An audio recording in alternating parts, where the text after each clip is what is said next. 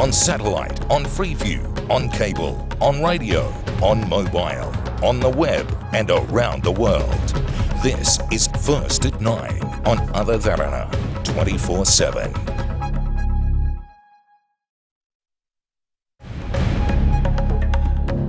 Making headlines first at 9. Buddhism for World Peace.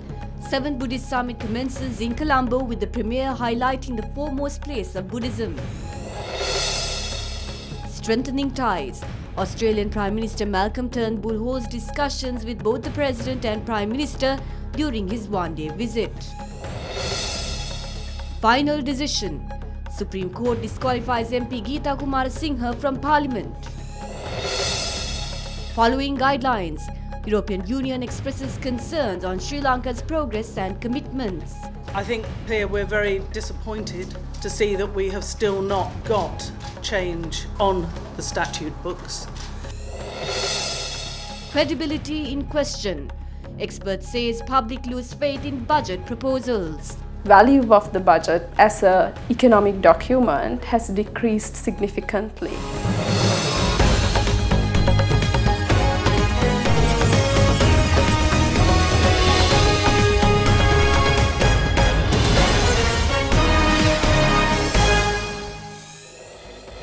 Bring you news from home and across the world. This is First at 9 on Other Derana 24/7. Good evening, I am Katrina Chan. Now on to our top story tonight. The 7th Buddhist Summit got underway today with the participation of 300 Supreme Buddhist leaders from across the world. The inauguration ceremony was held at Temple Trees under the auspices of President Maithripala Sirisena and Prime Minister Ranil Wickremesinghe.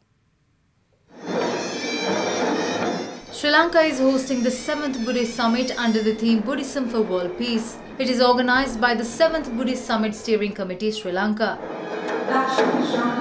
Sri Lanka prides itself with a long tradition and authority in Buddhism for centuries, which is why Buddhist Summit 2017 is considered one of the most important events happening in the country this year. Buddhist leaders from across 5 continents are participating in this year's summit. Chief prelates of all 3 Buddhist sectors in Sri Lanka joined with Buddhist leaders from 47 countries to grace the event today. Addressing the summit, Prime Minister Ranil Wickremesinghe emphasized on the foremost place given to Buddhism in the country. We in Sri Lanka have protected the Dhamma, protected the Sangha, protected the places of worship. That today we have given Buddhism the foremost place amongst the religions by constitutional order. But it is not so to the disadvantage of others. All religions in Sri Lanka accept this position while we show respect to all religions. For those of us who struggle to conquer ourselves should not engage in struggles with others, but coexist with other religions because we have much in common. And that is the message of the Buddha. And that's the message that we should spread throughout the world in troubled times. Meanwhile, President Maithripala Sirisena highlighted the importance of religious teachings to strengthen world peace. Our country is influenced with Buddhist, Hindu, Islam and Catholic teachings. These teachings and perceptions give the most important messages for the world peace as well. Following a long war, the message given by this summit is one that is needed to heal our society. The Buddhist summit will be held until the 7th of this month.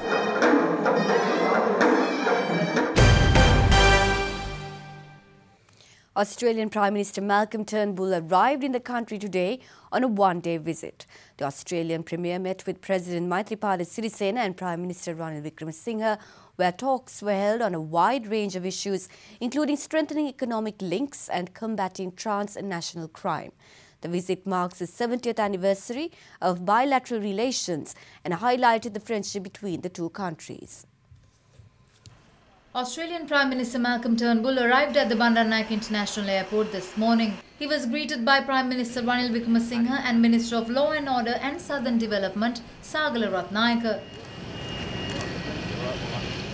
A meeting was held between Prime Minister Ranil Wickremesinghe and the Australian Prime Minister at Temple Trees this morning. Thereafter, Premier Turnbull met with President Maithripala Sirisena at the Presidential Secretariat and held bilateral discussions.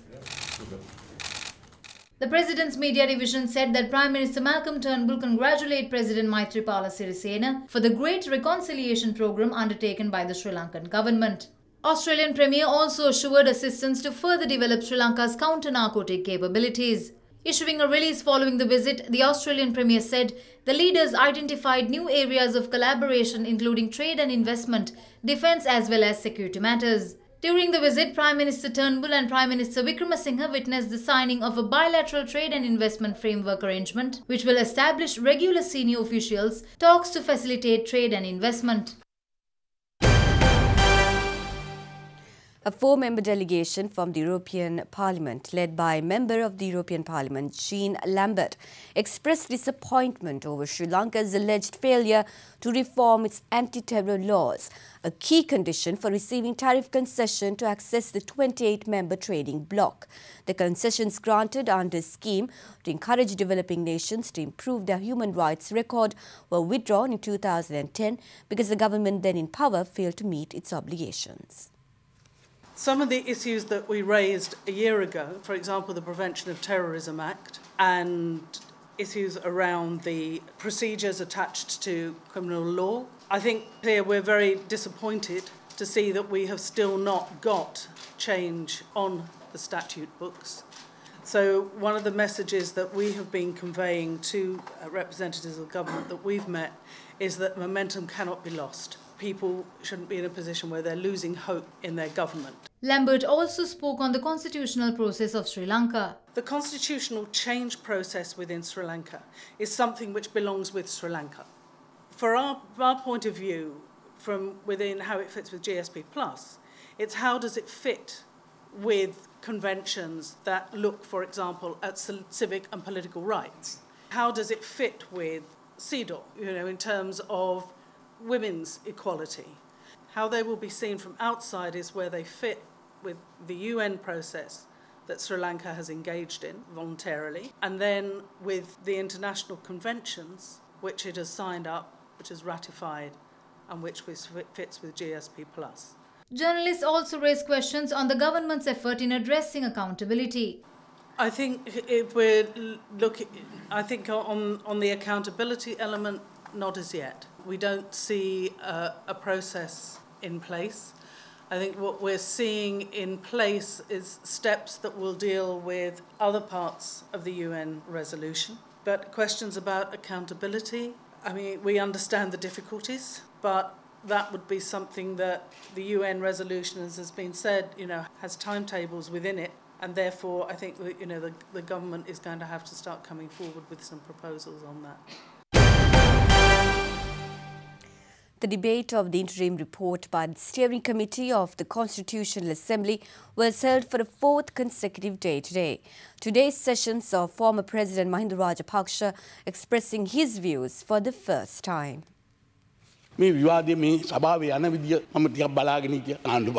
saw how this debate was being conducted in the House. A UNP parliamentarian would speak on behalf of the government. Next will be a TNA parliamentarian as the opposition. Then an SLFP parliamentarian would speak for the government. Then it'll be a JVP parliamentarian as the opposition. All of them are part of the conspiracy to establish this good governance. But the parliamentarians of the true opposition of this country, which is the joint opposition, only get 10 to 15 minutes or a few opportunities to talk for the entire day. I spent the entire day yesterday waiting and then left. In order to justify these constitutional proposals, they're saying that even I mentioned in my election manifesto in 2015 that I would bring in a new constitution. Yes, we did, and we presented those. There is a problem with the foremost place given to Buddhism in the constitution. This constitution will form the background for religious disputes. They then propose to bring land, police and even monetary powers under the purview of provincial units. If these proposals become a reality, then none of the parliamentarians would contest in parliamentary elections. They would instead contest for local governments. There are more than 40 parliamentarians who came into the parliament during my tenure and now hold ministerial positions. They can contest from the government or from our side. Or they don't have to vote for this constitution at all. We should cast our votes as per our conscience during this decisive moment. මේ පාර්ලිමේන්තුවේ මෙවැනි වැදගත් අවස්ථාවක් අපේ හෘද සාක්ෂියට අනුව ඡන්දය පාවිච්චි කරා. තවත් කියලා තියෙනවා බුදුදහමේ. We all have agreed not to change the place given to Buddhism at all. So please don't raise issues. ඒ නිසා කරුණාකර මෙරට ගිනි තියන්න එපා. අපි මන්ත්‍රීතුමෙක් කිව්වා එක්සත් ජාතික පක්ෂේ මේ දැන් A UNP parliamentarian said that the SLFP is acting as if it's the tail of the government. He says that's how we made these proposals and that he can't agree with them.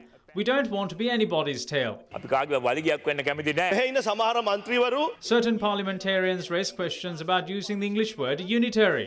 ඉංග්‍රීසි භාෂාවෙන් පාවිච්චි කිරීම ගැන ප්‍රශ්නයක් නගනවා. Honorable Deputy Chairman, I would like to read the Collins Dictionary of the word unitary. I'm just looking for it. I had it with me. Just give me a minute. AKA being used, the word unitary, according to the Oxford Dictionary, a singular uniform entity relating to a system of government organization in which the power constitutes parts are vested in a central body. Collins defines it as a unitary country or organization which is one which two or more areas of groups have joined together, have the same aims and are controlled by a single government. Representing the organization, earlier, senior journalist Shamindra Ferdinando claims that allegations of war crimes are behind the endorsement of constitutional change by foreign entities. He asserts that the parliament is yet to identify it. Ferdinando made this remark at a media briefing convened by the organization earlier today. The decision to change the constitution was taken in Geneva upon alleged war crimes in this country. If the UK, which took the leadership in voicing these allegations, is stating in their parliament that these crimes did not take place, we should investigate the matter even further. They said 40,000 Tamils were killed during the war. However, during the presidential election in 2010, Sampanthan campaigned for the presidential candidate who lost the election, former Army Commander Sarath Fonseca. If 40,000 individuals of your own race were killed by the army, would you campaign for a commander who led such an army? Even the UNP, JVP, TNA and Tamil Congress joined this campaign in 2010. The parties of the parliament still haven't comprehended the fact that procedures of power devolution are in motion with the support of Western countries on the back of alleged war crimes.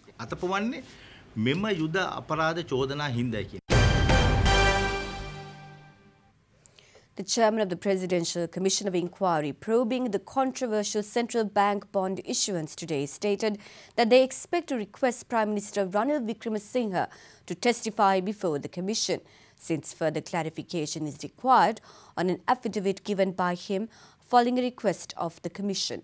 He further stated that a date for the Prime Minister to testify will be decided following discussions with the Prime Minister's office. Although the proceedings of the Commission of Inquiry officially concluded on the 13th of last month, it convened a special session today and the CID officers affiliated to the Commission were called to give evidence.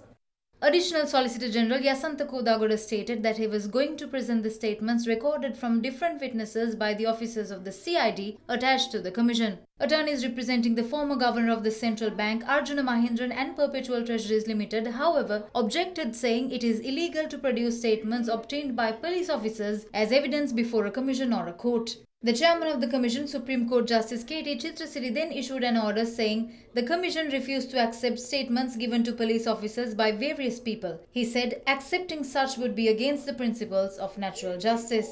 The commission member, Supreme Court Justice Prasanna Jayawardena, said that the commission issued the order since the report intended for the president should be beyond question.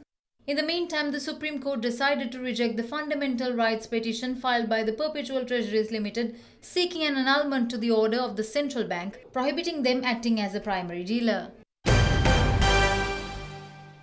The Department of Government Printing today received a Gazette notification pertaining to the local government election, which was signed by Minister of Provincial Councils and Local Government Faiza Mustafa yesterday.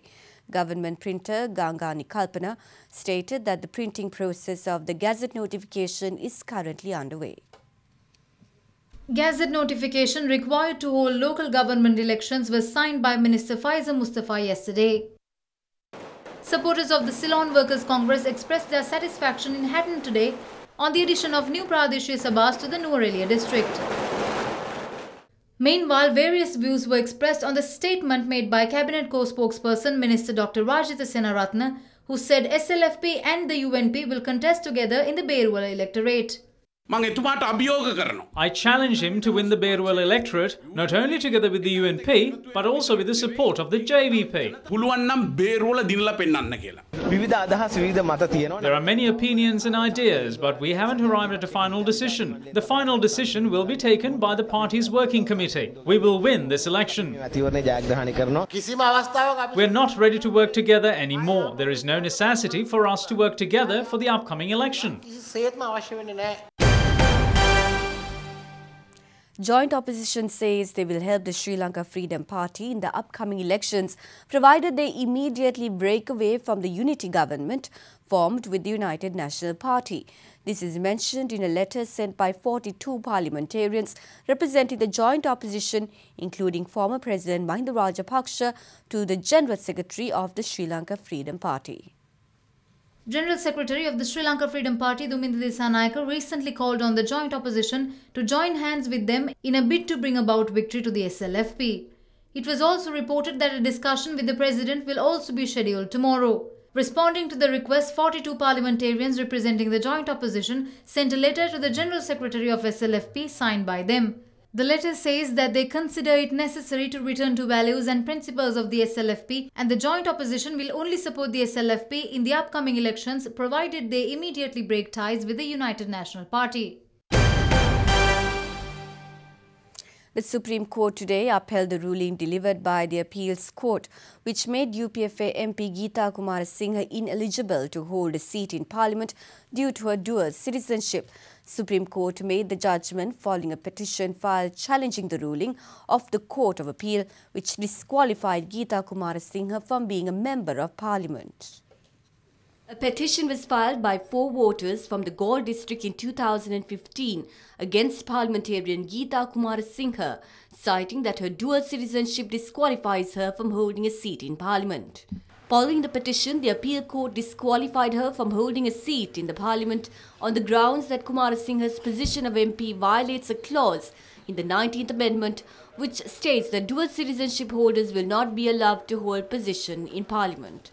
MP Geeta Kumarasinghe, however, challenged the judgment in Supreme Court, and the case was taken up before a 5-member judge bench.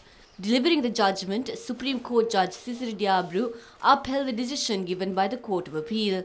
Former Minister Piyasen Gamage is next in the list to fill the MP seat vacated by Kumarasinghe. Both us and the general public can be satisfied as the law is now being implemented fairly without influence.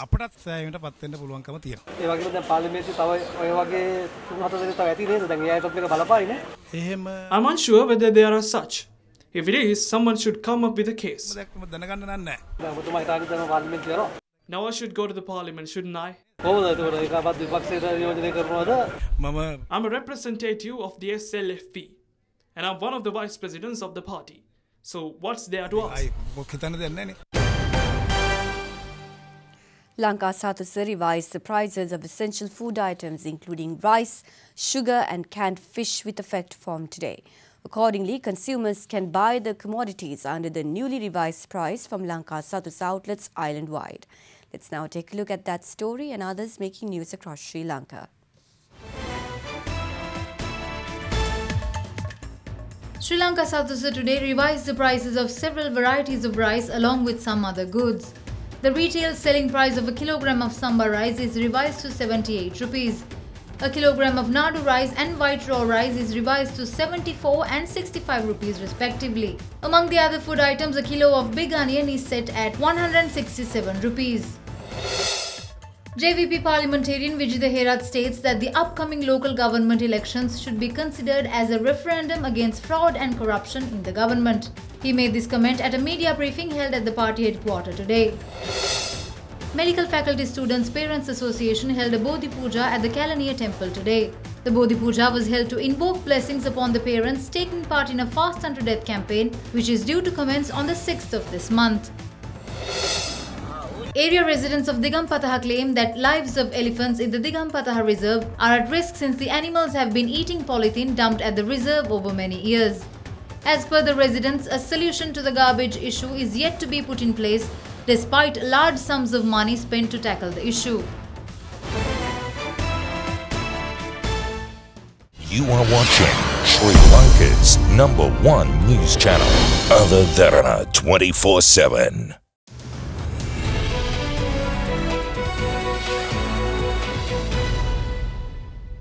Economic researchers observe that the credibility of the budget in terms of its execution is critical. Talking to Other Derana, Research Director of Verite Research, Subhashini Singha, highlighted the need for proposals to generate sustainable growth.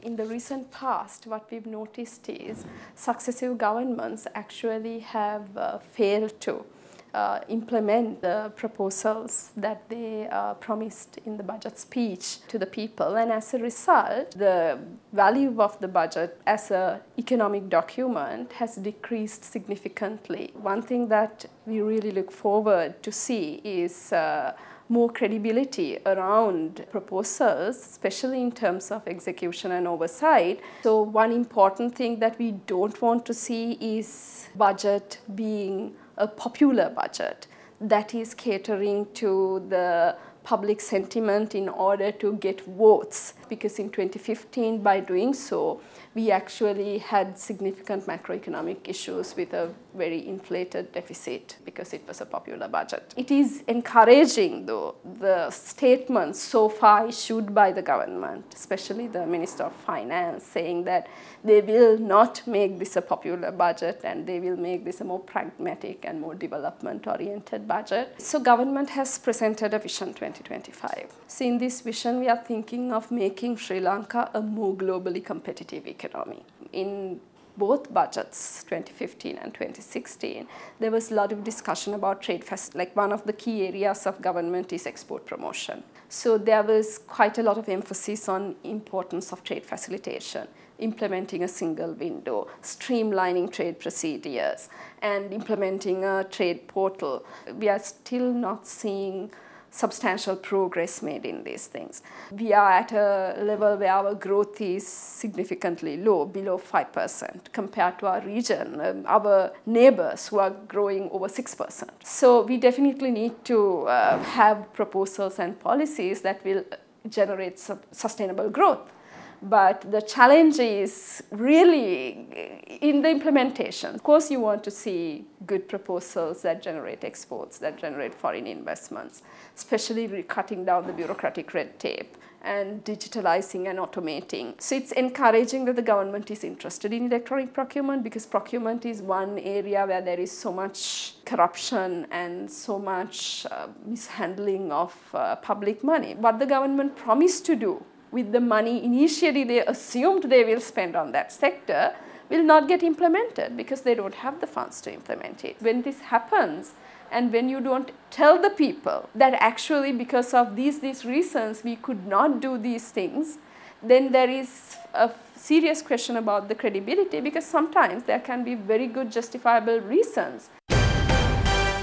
Sri Lankan shares closed steady today ahead of a long weekend, with investors awaiting the national budget presentation and the central bank's policy rate decision. The Colombo Stock Index closed 0.04% weaker at 6,621.47. The index rose 0.1% for the week. We now have the daily market update with Imesh Fernando from the Colombo Stock Exchange. The turnover was 992.05 million rupees, with 17.8 million shares changing hands in 4,697 trades. The market capitalization at the end of the day was 3,010.62 billion rupees. Today's foreign purchases were 203.41 million rupees and foreign sales were 54.78 million rupees.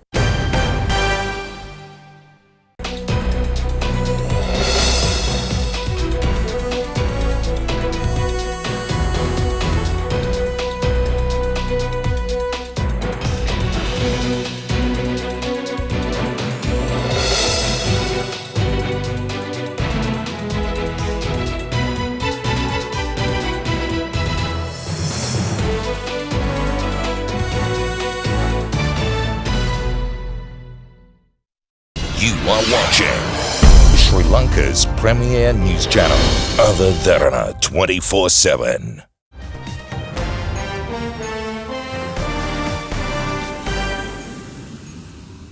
Welcome back to the news. Following the terrorist attack which occurred on Tuesday in New York, US President Donald Trump has called on the US immigration laws ordering the replacement of the diversity immigration program, also known as the Green Card Lottery. The statement was released as a ramification of the terrorist attack by the Uzbek immigrant named Saifullah Saipov, who entered the country through the diversity immigration program. First at 9's Chief International Affairs Analyst Anuradha Herath is in New York, and she picks up the story for us tonight. Things are slowly starting to come back to normal in the Lower Manhattan neighborhood where the terrorist attack took place on Tuesday afternoon, but now the focus is shifting to the broader implications of this particular terrorist incident, primarily in the area of immigration. And as you have reported earlier today as well, President Trump has vowed to end the U.S. diversity visa lottery program, otherwise known as the Green Card Lottery program. And he's talked about this before, but he's going to take much more stern action to end this program, primarily because the attacker, who was an Uzbekistan national, came to the U.S. legally through this diversity visa lottery program. So he's vowing to put an end to this and replace it with a merit-based program. And there's a little bit of an irony in that, because one of the key players in implementing the diversity visa lottery program was a New York senator, Senator Chuck Schumer. It's a bit of an irony that an incident that has taken place in New York City could end up bringing about the end to that program as well.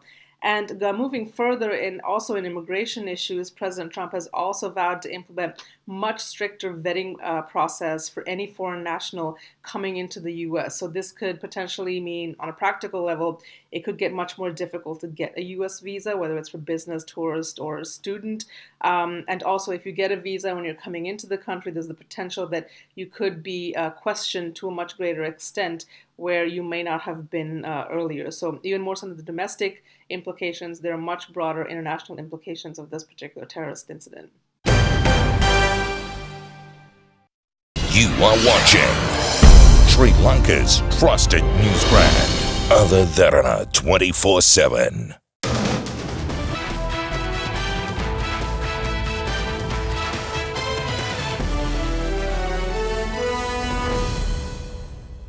Rafael Nadal clinched the year-end #1 ranking by knocking out Korea's Hyun Chung in the second round of the Paris Masters yesterday. Meanwhile, finalists of the Vienna Open, Jo-Wilfried Tsonga, faced an early exit, while Richard Gasquet also crashed out of the second round. Frenchman Jo-Wilfried Tsonga won the first set comfortably against his fellow countryman Julien Benneteau. Benneteau, however, stormed back in the second set to win it in a tie-break and outclassed Tsonga in the third to win the match 2-6, 7-6, 6-2 in the second round of Paris Masters. In another second-round encounter, Bulgaria's Grigor Dimitrov battled past another Frenchman, Richard Gasquet, 6-4, 6-4. Rafael Nadal, meanwhile, made sure he would top the ATP rankings at the end of the season when he beat South Korea's Chung Hyun in the second round yesterday. Despite a straightforward scoreline, Hyun put up a good fight before succumbing 7-5, 6-3.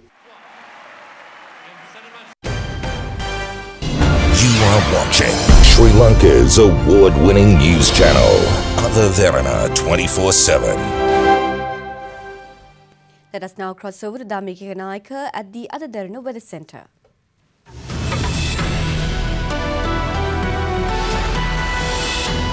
Good evening and welcome to the Weather Centre. Now tomorrow will largely be a cooler day with the northern and western regions set to experience temperatures in the mid-20s. The central hills, of course, will even be much cooler with 23 degrees Celsius expected in Kandy. The southern and southeastern coastal areas will, however, be much warmer. The day will start off with some light showers in the western province, but as the day progresses, the entire country will be engulfed in rain. Now, especially in the afternoon and early evenings. That's your weather, and up next is your city-by-city forecast.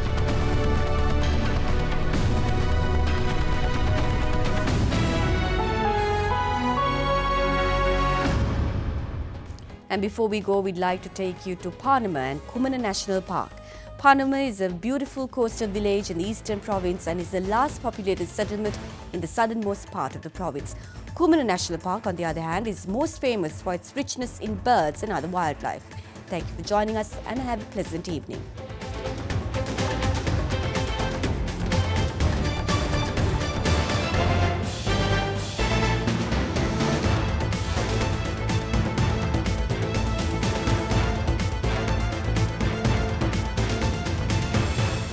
The news and information 24 hours a day. This is Sri Lanka's premier news channel, Other Derana 24/7.